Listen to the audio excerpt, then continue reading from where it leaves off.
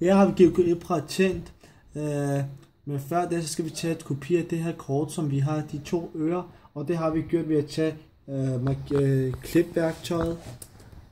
Dernæst så trykker jeg på redigere og sætter billedet ind. Her har vi det så liggende, og dernæst så bruger jeg værktøjet herop igen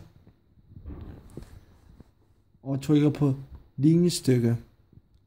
For det hernede har vi fået et målestoksforhold, hvor der står 10 km og et mellemrum. Og for at finde det linjestykke, altså målestoksforhold,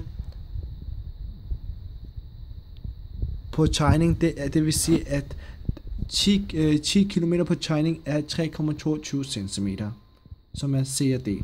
Dernæst så trykker jeg herover og trykker på stykvis linje, og så starter jeg med det første ø.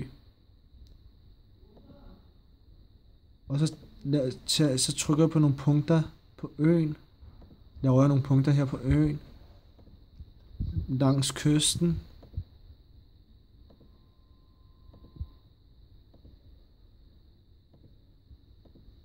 Og når jeg har gjort det færdigt, så får jeg et tal hernede, hvor der står stykvis linje B 14,36. Det vil sige, linjestykken for alt det her er 14,36 stykker.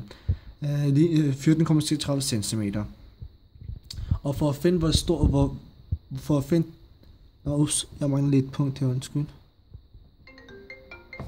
Ja, 14,36. Ja, dernæst så trykker jeg herover for at finde det svarende linjestykke i virkeligheden, så laver jeg V er lige med B dividerer med A gange med 10, da vi har fået det 10 km. Det vil sige, at kystlinjen er 44,59 km. Det samme gør vi også heroppe for den første ø.